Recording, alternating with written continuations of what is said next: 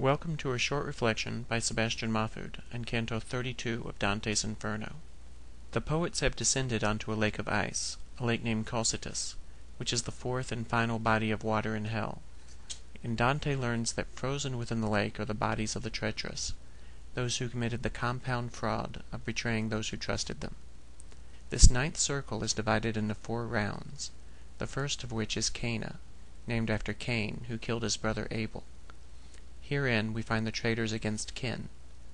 The first souls within the ice whom Dante meets are close enough to butt their heads together. They are Sasso Mascheroni and Commissione de Pazzi. They are frozen up to their necks, but able to lower their heads, to provide some protection from the wind, and to prevent their tears from freezing over their eyes.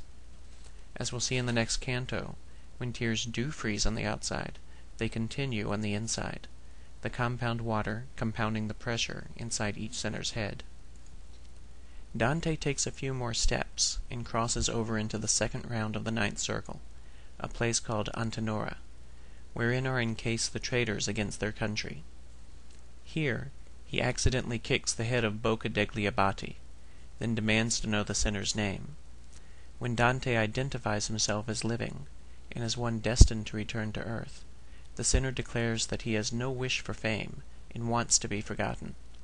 Without missing an instant, Dante reaches down and rips the hair on the man's scalp, exclaiming that he'll rip out every last one unless the man identifies himself.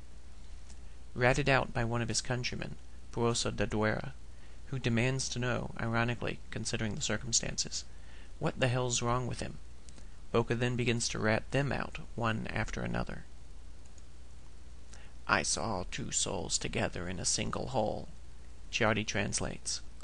"As a famished man chews crust, so the one sinner sank his teeth into the other's nape at the base of the skull, gnawing his loathsome dinner." Dante will leave this scene as a cliffhanger, continuing it like he did with the grafters and thieves in the canto that follows. He's learned his lesson from Bocca, though. The way to get these guys to speak isn't to ask who they are, but who it is they're butting heads against. We've seen other acts of cannibalism in our journey, most recently in the 30th canto, when Gianni Chicchi made off with Capocchio, but this one takes the cake, as it were, for we see here 2 souls so bound together in their own treachery, that one is making an eternal meal of the other. It's not random, it's personal. The reason for the ice, of course, is because the circle that contains Satan is the furthest away from the warmth and light of God. It is literally the coldest place in the universe. Ciardi notes that this is the center of all weight, and we know from Virgil's earlier description that this is the terminus of all the stinking rivers of hell, though Acheron, Styx, and Phlegeton are not its only source. We'll find one other at the top of Mount Purgatory when Dante crosses the river Lethe, a river which washes away all memory of sin, and dumps it right, as it were, at Satan's cloven feet.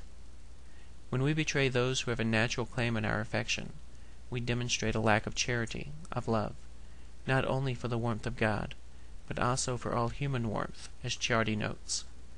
We enclose ourselves in ice while living. It's only natural to find ourselves still frozen when dead.